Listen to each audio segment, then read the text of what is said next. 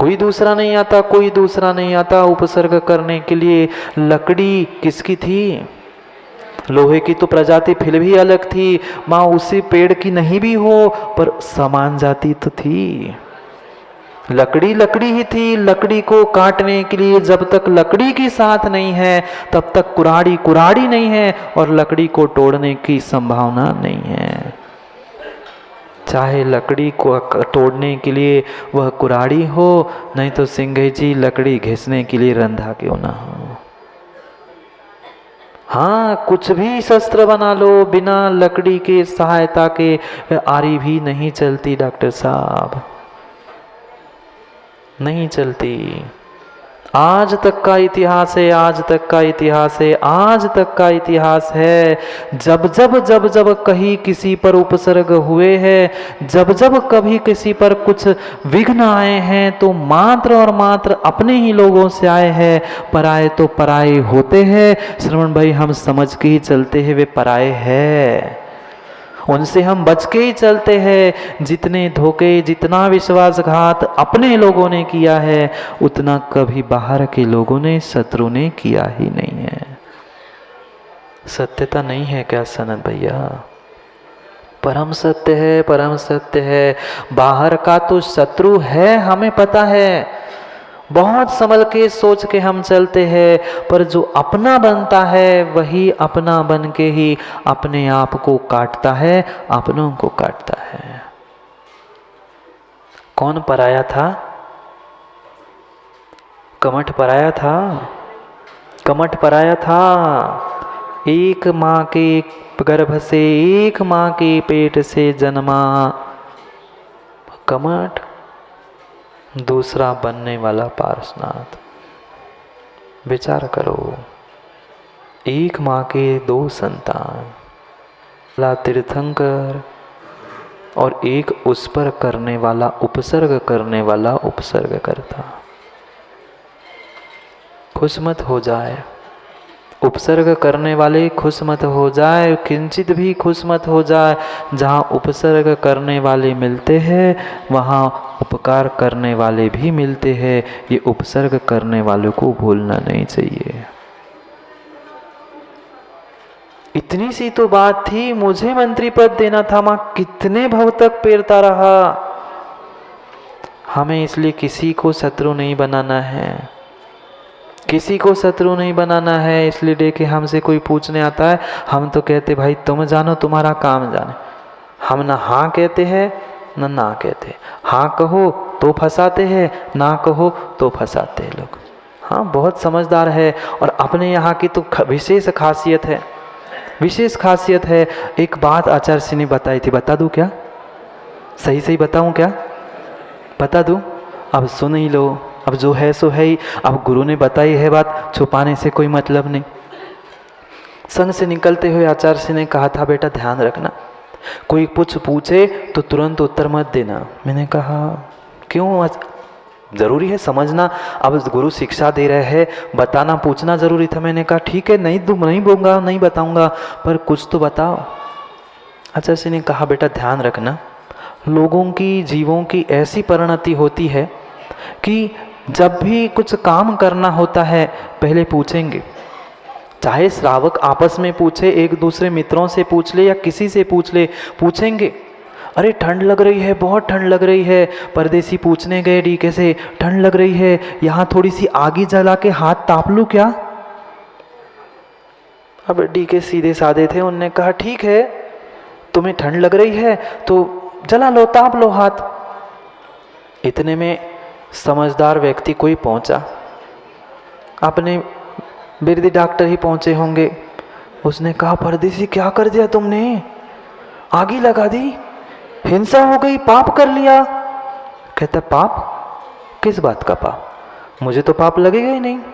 Doctor साहब कह रहे थे, कैसी बातें करते हो, तुमने आगी लगाई है, हाथ ताप रहे हो, कितने जीवों की हिंसा हुई। नहीं नहीं, पाप मुझे क्यों लगेगा, मैंने तो कुछ किया ही नहीं है। मेरे से बुजुर्ग डीके थे, मैंने डीके से पूछ के आग लगाई है, पाप डीके को लगे, हमें काहे को लगे? किसे लगेगा पाप? डीके को पाप लगे, हमें काय को पाप लगे। उनने हाँ कही ते जला दो, सामने जला दी है, अब वे जाने और जीव जाने, हमने कुछ किया ही नहीं है। ऐसी स्थिति है। गुरु की सीख है डीके कि कभी भी सोच समझ कर बात करना। तुम इधर कहो तो उधर वाले कहेंगे, तुम इधर कहो तो उधर वाले कहेंगे। परदेसी जैसे होते ना, स्वदेशी कभी बने ही नहीं। लगाने से पहले पता है पाप स्वयं को लगेगा, पर लोगों को क्या बताना, हमें काहे को पाप लगे। डीके के पूछ को लगाई थी, हम आग वे जाने और वे आग वाले जाने, हम क्या करें। समझना, आग लगाने वाले भी मिलते हैं, माँ बाग लगाने वाले भी मिलते हैं, उपसर्ग करने वाले भी मिलते हैं, उपकार करने वाले भी मिलते हैं। जैसा जैसा नियोग होता है वैसा ही संयोग होता है। तुम लाख उससे भागने का प्रयास करना, वह संयोग नियोग छूट नहीं सकता। सगा भाई था ना, एक माँ के पेट से जन्मा हुआ भाई था, वही खड़ा हो गया था, मुझे पद नहीं मिला, मैं आज देखता हूं। बहाना बना के दिखा के तापस बन गया था, पर भीतर की टीस कहाँ गई थी, भीतर की टीस कहाँ गई थी। बाहर से तो दिखने के लिए तो सब कुछ कितनी पर्याय 10 पर्याय बदली, पर 10वें पर्याय में भी वह भीतर की गांठ नहीं छोड़ पाया। देखा क्या कभी आप लोगों ने सुतली रस्सी, मोटी रस्सी, उस मोटी रस्सी को गठान लगाकर जला देना। नहीं करके देखा हो तो देख लेना, कहीं जलती हुई रस्सी को देख लेना, वह रस्सी जल जाएगी प्रसन्न दो, पूरी रस्सी जल जाएगी, पर गठान नहीं जाएगी। एक नहीं, 2 नहीं, 3 नहीं, 9 भव तक पर्याय बदलता रहा, जलता रहा, मरता रहा, पर भीतर की गांठ नहीं गई। उसने मेरे साथ ऐसा किया था ना। जीवन में कभी भी किसी को शत्रु बना के मत जाना, किसी को कभी शत्रु बना के। इसलिए विचार करना है कि हमें कब क्या कैसा कहना है। कहने वाले कुछ भी कहते रहे, स्वयं का विवेक, स्वयं का निर्णय मां स्वयं के पास करना होगा। तुम किसी के लिए अच्छा भी कहो, अच्छा भी करो, सामने वाले को आपकी बुराई निकालनी है तो वो उसमें बुराई निकालेगा। आप कहो तो, नहीं कहो तो। हाँ, ऐसे कहावत है बुंदेलखंड में, हड़िया पे तो पारा रखो जात। ऐसा नहीं कहत का, हड़िया नहीं जानते आप लोग, पारा भी जानत हो, बहुत अच्छे ज्ञानी हो। हड़िया पे तो पारा रखो जात, पर इस हड़िया पे कोई पारा नहीं होता। मटके पर तो ढक्कन रखा जा सकता है माँ, मटके पर तो ढक्कन रखा जा सकता है, पर ये जो खुला मटका है इस पर कोई का ढक्कन नहीं चलता, कोई का ढक्कन नहीं चलता। प्रेशर कुकर भी कभी समय देख कर सीटी मारता है, पर जिसके ऊपर ढक्कन ही नहीं है वो तो सीटी मारता, सीटी का पूरा ही फूटता रहता है। हाँ, इसलिए हमें विकल्प ही नहीं करना चाहिए। परेशान कर सकते हो, परेशान होना नहीं होना ये स्वाधीन बात है। स्वाधीनता का निर्णय हो चुका था। सगा भाई पहुंचा था भटकते भटकते उस अहिक क्षेत्र में, काल संवर की पर्याय को प्राप्त करके। यही है मेरे पूर्व जन्म का शत्रु, जिसने मुझे परेशान किया था। क्या परेशान किया था? मंत्री पद मांगने गया था, क्या मुझे दे दो। अरे जिसके पास जैसी योग्यता होगी वह योग्यता अपने आप प्रकट हो ही जाएगी। किसी के कहने से, दिखाने की, बताने की जरूरत ही नहीं है, किंचित भी जरूरत नहीं है। योग्यता है तो समझ में आ जाएगी। छोटे के पास योग्यता थी, उसे पद मिल गया था, इतनी सी बात बेचारे के भीतर बैठ गई। काल संवर की पर्याय में ज्योतिष देव बना था, वहां भी पहुंचकर ज्योतिष देव बनकर भी पहुंच गया था परेशान करने के लिए। किसको? उस पर्याय में बनने वाले तीर्थंकर को और पिछले पर्याय के अपने सगे भाई को। कोई नहीं आता तरावली वाले दादा, दूसरा कोई नहीं आता, अपना ही आता है। जब तक अपना नहीं आता तब तक काम नहीं बिगड़ता, नहीं बिगड़ता। जितनी जितनी शिकायत, जितनी जितने उपद्रव हुए हैं, वे सब कुछ अपने से ही गए हैं। बाहर वालों में कोई ताकत नहीं है। चाहे हमारे क्षेत्रों के व्यवस्थाओं को देख लेना, चाहे कहीं अन्य जगह पे पहुंचकर देख लेना, वह सब कुछ जब तक लकड़ी साथ नहीं देती लोहे को, तब तक लकड़ी टूट नहीं सकती। क्या किया उस जैसे ही काल संवर नाम के ज्योतिष देव ने देखा कि अरे ये मेरा पूर्व जन्म का शत्रु है। कौन सी शत्रुता की थी उसने? कौन सी शत्रुता की थी? कोई शत्रुता नहीं की थी। तुमने शत्रु माना था, इसलिए तू उस पर उपसर्ग कर रहा है।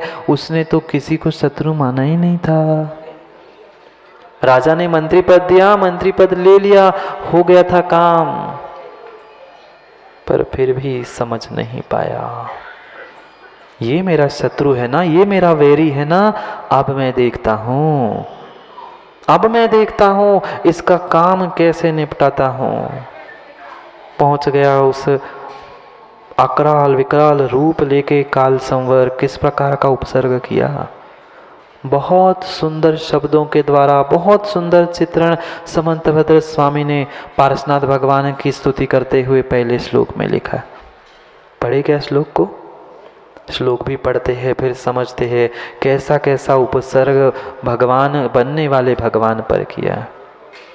पढ़ते हैं श्लोकों को, फिर करते हैं आगे की व्याख्या। तमाल नीले सदनुस्तड़ित गुणे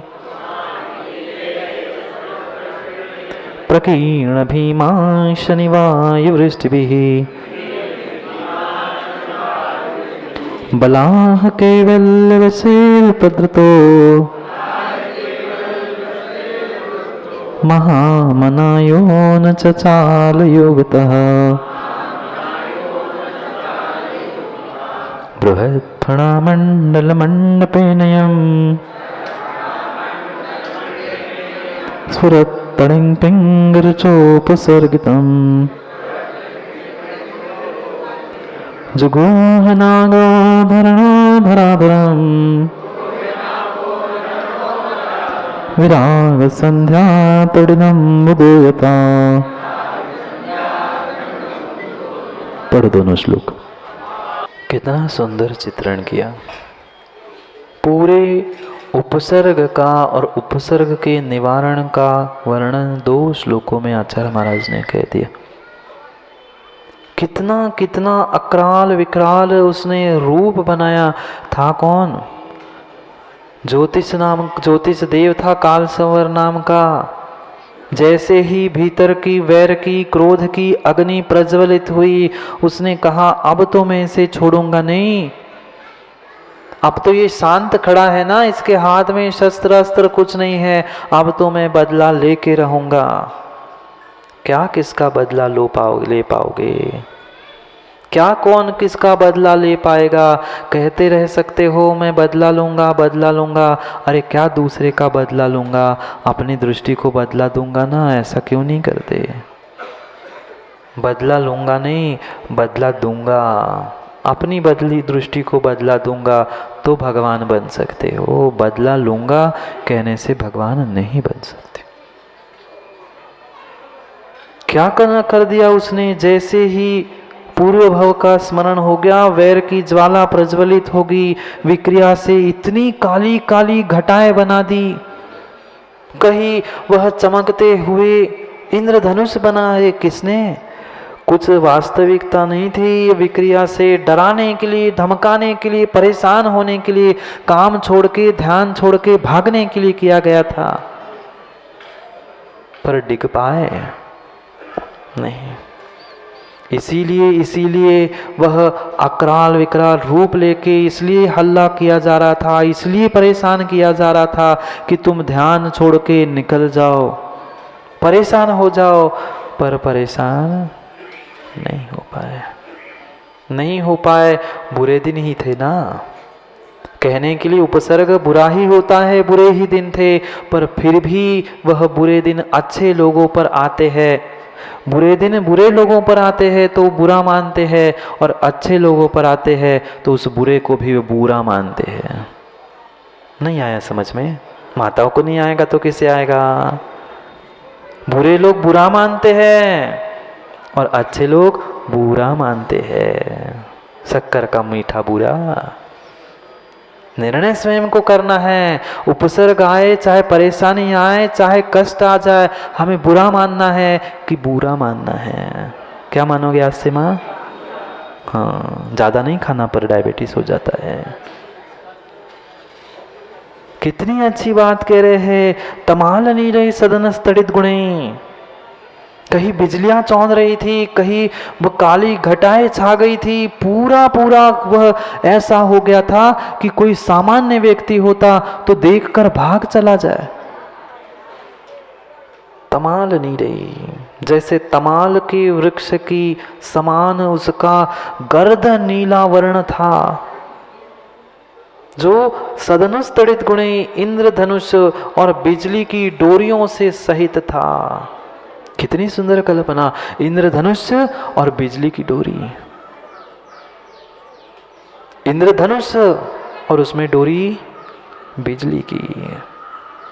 बिजली की डोरी, इंद्र का धनुष और वर्षा, वर्षा रूपी तीर चल रहे थे। किस पर? किस पर? वे बनने वाले तीर्थंकर पर, बनने वाले अच्छे पर, जीव पर उपसर्ग चल रहा था। वही काल संवर पिछले जन्म का सग्गा भाई कमाट खड़ा था, विक्रिया से सब कुछ कर रहा था। भयंकर वज्र, आंधी और वर्षा को बिखराने वाला था। कितना कितना कितना उपसर्ग। थोड़ी सी घर में, हम घर में बैठे हैं, बाहर थोड़ी सी वर्षा होती है, काली घटाएं आती है, बिजली। कुछ दिन पहले देखा क्या मढ़ावरा में कहीं बिजली गिरी थी, यहाँ बैठे बैठे लोग डर गए थे। क्या हो गया?